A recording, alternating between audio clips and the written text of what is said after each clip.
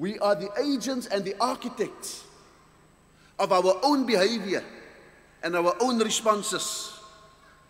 And that is why in Allah's exhortation to us to stand out for justice as witnesses to Allah, Allah subhanahu wa ta'ala goes further and says, and let not the hatred of a people towards you swerve you from justice. There is no such concept in Islam as justified anger,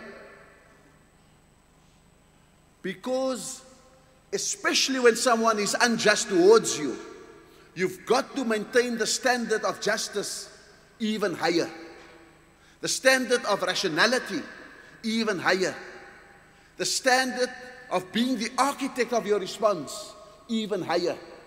It is not a call to lower the standards of your response and your behavior. There's no justification for it. And so we can all go out and say, there's Islamophobia, we are allowed to do X, Y, and Z. Allah is very, very clear about it. Let not the hatred of a people to you swerve you from justice. And it is especially in that context that we begin to understand as agents of Allah. When Allah subhanahu wa ta'ala says, in Allah la yughayyiru ma biqawmin hatta yughayyiru ma bi anfusihim. Allah does not change the condition of a people until they change that which is within themselves. It is our ability to muster reserves of patience in the face of adversity. It's our ability to muster reserves of love in the face of hatred. It's our ability to muster reserves of rahmah, of mercy, in the face of injustice. That's the ultimate victory. That's the story of South Africa. That's the story of the example of someone like Nelson Mandela, who was able to understand more sometimes than a Muslim understands the impact of that verse. And this is the sunnah of the Anbiya alayhi salatu wassalam. Nabi Musa alayhi salatu wassalam knew that he was not capable of leading Bani Israel to freedom until he learned to calm his temper in the desert. Nabi Yunus alayhi salatu wassalam understood that he was not capable of proclaiming the message and winning people over to the Deenul Islam unless he learned patience in the belly of the whale. And so you can go through the sunnah of the Anbiya alayhi salatu wasalam in much the same way that before Muhammad sallallahu alayhi wasallam was Rasulullah, he was Al-Amin. We, as the Ummah today, want to be Rasulullah. We want to carry the message of Allah without first winning the trust that comes from being Al-Amin.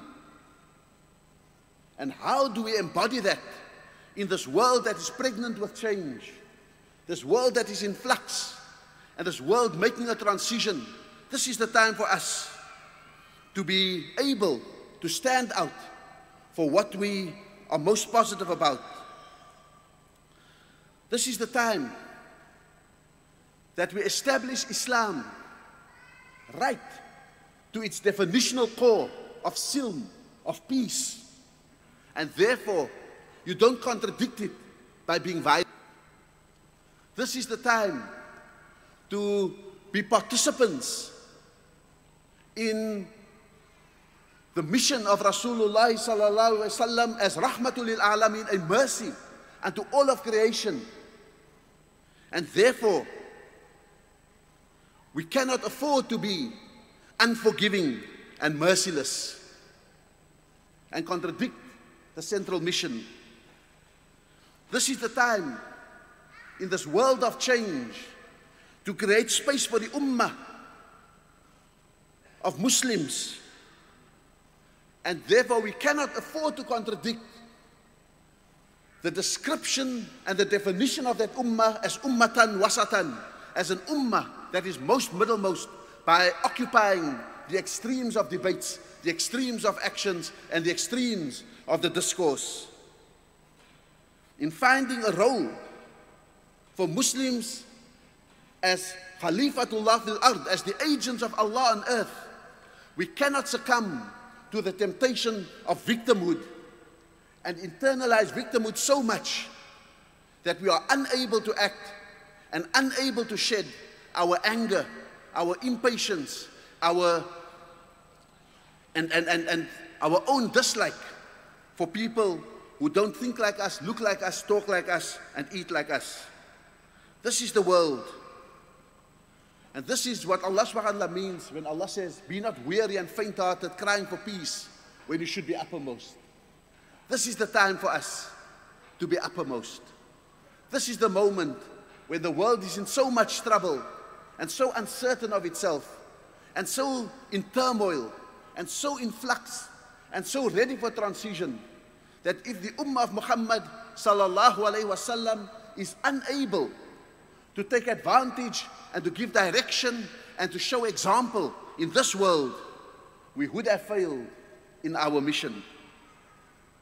This is exactly the time when the then world in which Rasulullah sallallahu alaihi wasallam grew up in was shifting all the time between Rome and Persia. This is the time that we find ourselves in. And so maybe it is so that we need the greatest clarity. We've got to be able to banish extremism from our thoughts, because this is the time when we need sakina. This is the time when we need tranquility. This is the time when clear heads need to take leadership. The hot heads have had their decades. The clear heads must come to the fore.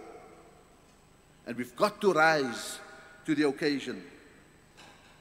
And inshallah, if we are able to pull together the majority of our people, of our ummah, into that middle ground, the middle ground is a harder place to occupy than the extremes. It is easy to die for Islam. It is challenging in the extreme to live Islam. To die for Islam is an immediate elevation. To live Islam is to be able to master all the clarity of thought, all the hikmah that we require, the best analyses and interpretations of the Quran, going back and holding up every precept and saying, how do we make this operational in London, in Lincoln, in Leicester, in Britain, in South Africa, in Europe as a whole? That's the challenge. The difficult path is, as Surah Buruj says, freeing people from bondage, whatever bondage it may be, feeding people in hunger. Then Allah subhanahu wa ta'ala says, ثُمَّ كَانَ مِنَ الَّذِينَ آمَنُوا. Then you will be of those who believe. That is the aqaba. That is the steep path. That is the steep path, which is the middle path that we've got to invite the ummah to. And that is the example of Islam that we've got to show to the world. That's the Islam that has the answers to the problems that the world faces. And that is where we need to be participants. May Allah subhanahu wa ta'ala bless this gathering that comes together to describe how to live Islam in these difficult times. May Allah subhanahu wa ta'ala bless the organizers and give them the continued commitment to keep pulling us together, to keep opening up debates of this kind so that we may go forward, inshallah. May Allah subhanahu wa ta'ala bless the ummah and give it strength at this moment of change. And may Allah subhanahu wa ta'ala give guidance, particularly to those who believe through their own emotions that the extremes are the best place to be. May Allah subhanahu wa ta'ala show us a better path. Wassalamu alaikum wa rahmatullahi ta'ala wa barakatuh.